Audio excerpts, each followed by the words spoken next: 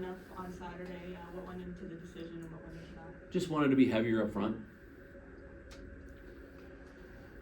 In a series now against Western Michigan where they are so big and so physical, how do you go and attack that? Like board battles, corners, they're gonna bring physicality. Yeah, I mean, it's we're not a really big team up front. We're built fast and with a lot of speed, and there's just some teams that play us really hard with the physicality and that bring a little bit more beef. And we got to do what we got to do to try and match up with those teams. I thought Duluth played us really hard and heavy. Western's going to do the same, and we got to counteract that with guys that play a little bit heavier and a little bit more downhill than others, right? So we got to do what we can to counteract that. What do you reflect on last weekend in Duluth? Probably a disappointing result for you guys. Yeah, I mean, I think we've built the expectation where we expect to win every game we play. I think that perspective sometimes is needed in life and certainly in sport. And Duluth's a hell of a team. I've said it for a long time since we played them here. I just think that they're way better than their record. A lot of draft picks, a lot of high draft picks, a lot of really talented kids. Obviously a legendary coach, a program that has won 3 national championships in the last decade. And what's perspective, I think, is, feeling a little disappointed going on the road to such a good program and getting 3 out of 6 points and not feeling content, right? I think that speaks volumes about, most importantly, where our players have put ourselves in position this year. This is what I said to him today. I said, hey, if you go back to November, after our first Omaha loss, we're 3-7-1, and over the course of our next 20, we're going to go 14-4-2. 3 of those losses are going to be in overtime. One's going to be with a 4-1 lead that we kind of stunk away, and put ourselves in a position, to be where we need to be to have, if we have success over the next 4 games from a pairwise standpoint, to get into the NCAA tournament, which we are, where we need to be to still, if we have a great weekend this weekend, take over first place in the conference. There's not a guy in this room, including myself, that wouldn't have taken that. That's where we are. It's exactly where we are. So we try our best to get our players and everybody in our program to always focus on what we do have, not what we don't. What we have is complete control of our destiny, both from a conference standpoint and a pairwise standpoint, with an unbelievable hockey team coming in here this weekend. And that's an opportunity that we have earned and that we have created for ourselves. And it's something that I'm really proud of our team for. Coach, Western Michigan has outstanding goaltending this season. What have you seen from them, and what makes it so difficult to game plan for the goaltending? Yeah, they're just 2 really good goalies. I mean, obviously, their older guy, Rowe, has just gotten better and better and better as he's progressed throughout his career, and found a home there in Kalamazoo that just suits his game, and he's a great goalie. And then obviously the freshman's world class in every way, and I mean, he probably easily could have been the world junior starter had they not had a guy that's been there twice, 2 years prior to this year. So just it's legitimately a 2-headed monster, and it's one that you're just gonna, to be good goalies, you got to get pucks on them and second chance opportunities and create traffic and make it hard on them, and that's what we're gonna have to do. And what can you say about what they do defensively? They don't allow a ton of shots. What have you seen there? I mean, they're good offensively and defensively. That's why they've only lost 5 games. They haven't lost a game in regulation in conference play. So the challenge, is is steep. They're a hell of a team. With Furch is one of the best coaches in college hockey, and I have a ton of respect and admiration for him and how his staff goes about their business and how they've built their program into a winner every year. That's what we're trying to do here. You allowed a couple special team goals this past weekend, and now you face another top 5 power play. How do you attack that? What do you do? I think the special teams goals, they're going to happen. I mean, like it's inevitable. You need your goalies to be your best killers, and I thought last weekend, unfortunately on Friday, that we weren't. That wasn't the case. So our guys are capable. They both have been great throughout the year. But we need them down through the stretch to be our best killers if our kill's going to get the job done for us. What more did you want to see out of Pat on Friday? Just stopping the pucks that need to be stopped, right? And that's where he's been so good all year, is making the saves that he should make. and being that steady presence for us back there. And I just felt like a couple of the goals, you don't want to see goals hit the middle of the net at this stage of the season. He made some big saves. And at the end of the day, he only let in 2 goals in regulation. So we did not lose because of Pav Friday at any level. We didn't lose because of goaltending on any level. But what you want to see at this stage of the season is when your team, and our team has not really struggled to score very much this year. We outside of that first stretch, we've been a really good offensive team, but obviously it wasn't going in for us. We're missing open nets.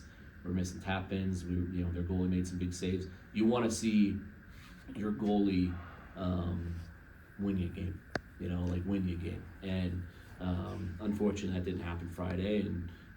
But he'll be fine. He's won us some games this year, and I don't think either goalie has directly lost us a game this year. But I'm hard on our goalies. I was a goalie. I challenge our goalies, and I think goalies should be treated like everyone else on the roster. They shouldn't be the exception because they're a goalie. I know we're all a little weird, but we're not the exception.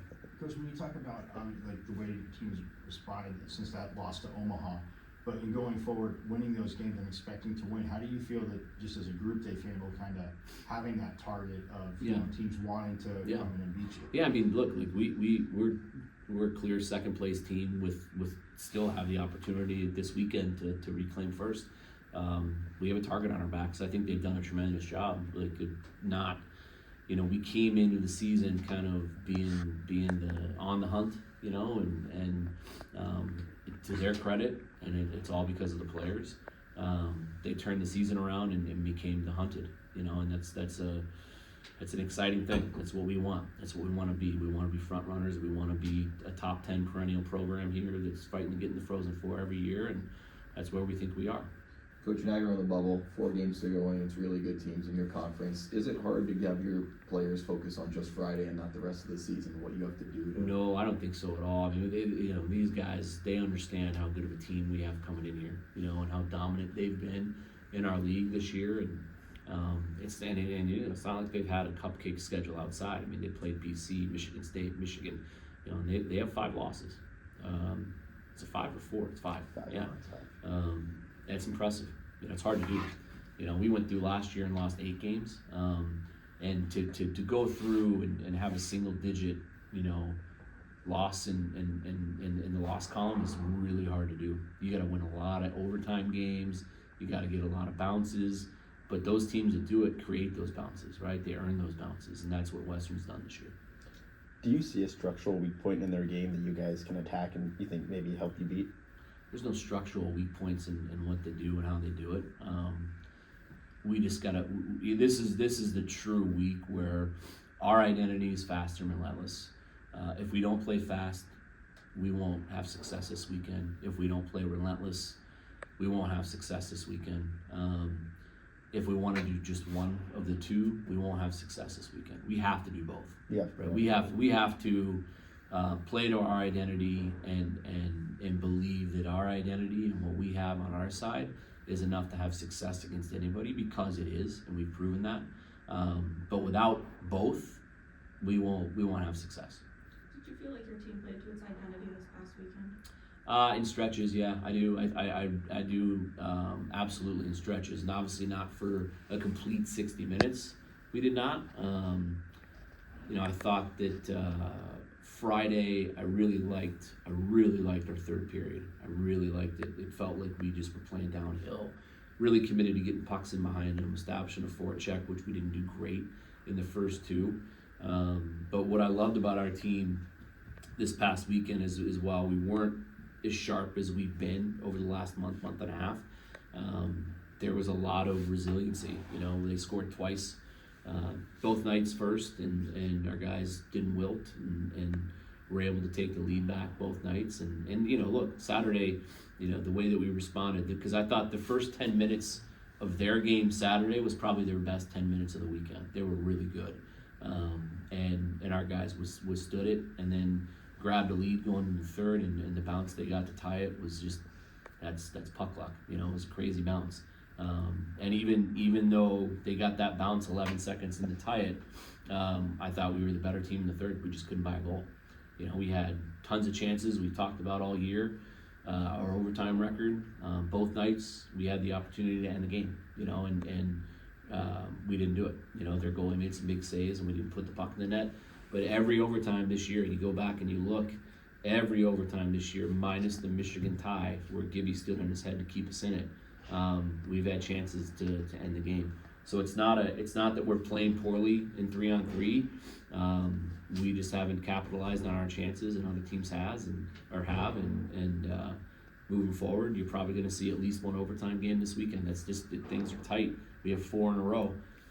Teams are tightening up, and you're going to have to win games in 3-on-3. And we're probably going to have to win one this weekend. You mentioned taking Shane out of the lineup last weekend to beef up the lineup a little bit. Are you going to continue to do some of the same this weekend? Yeah, I don't know. I mean, Western's a big, hard-heavy team, so we're going to look at some different options and what we can do to kind of counteract that and give us some physicality up front that we lack in other areas, and we'll continue to kind of make that determination throughout the week.